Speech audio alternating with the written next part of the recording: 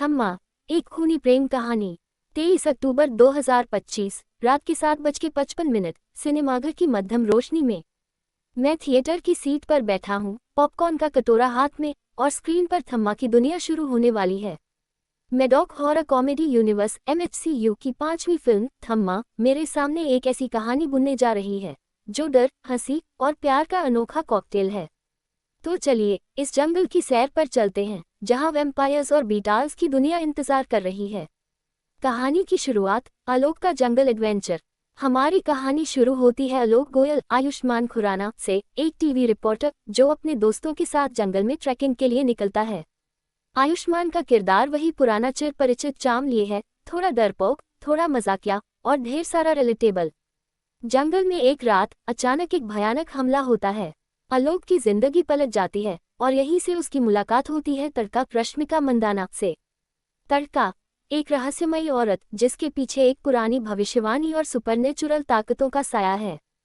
Film हमें Indian folklore के बीटाल्स battles की दुनिया में ले जाती है। ये वो प्राणी हैं जो इंसानों की गार्जियन हैं, लेकिन कुछ सख्त नियमों से बंधे हैं। मसलन पार्टीशन के बाद इंसानी खून पीना उनके लिए जहर है। इस अनोखे कॉन्सेप्ट ने मुझे स्क्रीन से बांधे रखा। कहानी में रोमांस है, डर है और वो देसी मसाला जो MHCU की फिल्मों को खास बनाता है। प्यार, हंसी और डर का मेल। जैसे जैसे कहानी आगे बढ़ती है, आलोक और तड़का का रोमांस गहरा होता है। रश्मिका का किरदार चार्मिंग है, उनकी आंखों में मासूमियत और ताकत का गजब का मेल है। वो सीन जहां वो और आयुष्मान जंगल में एक दूसरे को ताकते हैं, दिल को छू जाता है। लेकिन ये सिर्फ प्यार की कहानी नहीं है। नवाजुद्दीन सिद्दीकी एक रहस्यमयी रोल में कहानी को और गहराई देते हैं, हालांकि उनका किरदार थोड़ा और डेवलप हो सकता था। परेश रावल और फसील मलिक सपोर्टिंग रोल्स में हंसी और इमोशंस का तड़का लगाते हैं। कॉमेडी वो बिल्कुल ऑन पॉइंट है।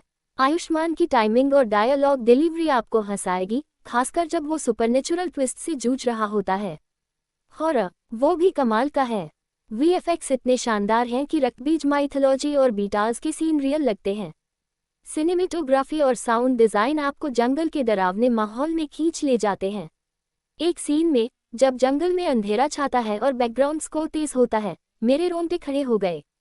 का सेकंड हाफ में फिल्म इमोशनल डेप्थ की तरफ बढ़ती है। आलोक और तड़का की लव स्टोरी में एंशिएंट प्रोफेसीज और फैमिली ड्रामा जुड़ता है।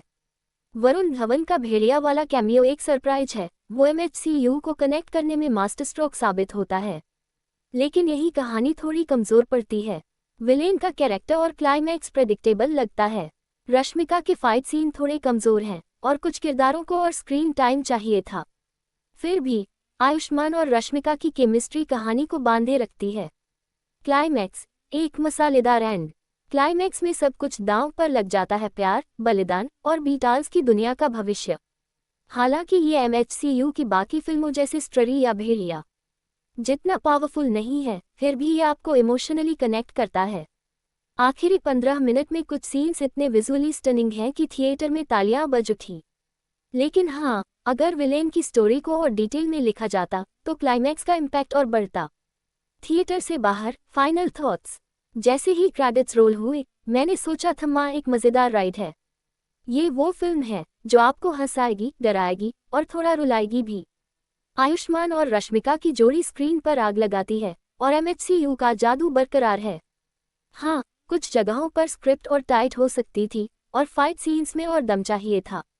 लेकिन दिवाली के मूड में फैमिली या दोस्तों के साथ ये परफेक्ट एंटरटेनर है। Box office update. फिल्म ने पहले दिन 11.14 करोड़ कमाए और 50 करोड़ के करीब पहुंच रही है। दिवाली वीकेंड ने इसे और बूस्ट दिया है। रेटिंग 3.55। वर्डिक्ट थम्मा एक खूनी प्रेम कहानी है जो MHCU के फैंस के लिए ट्रीट है। थिएटर में इसका मज़ा दोगुना है, लेकिन OTT पर भी ये आपको बांधे रखेगी। तो पॉपकॉर्न लीजिए और इस देसी वैम्पायर ड्रामे में डूब जाए। Thanks for watching.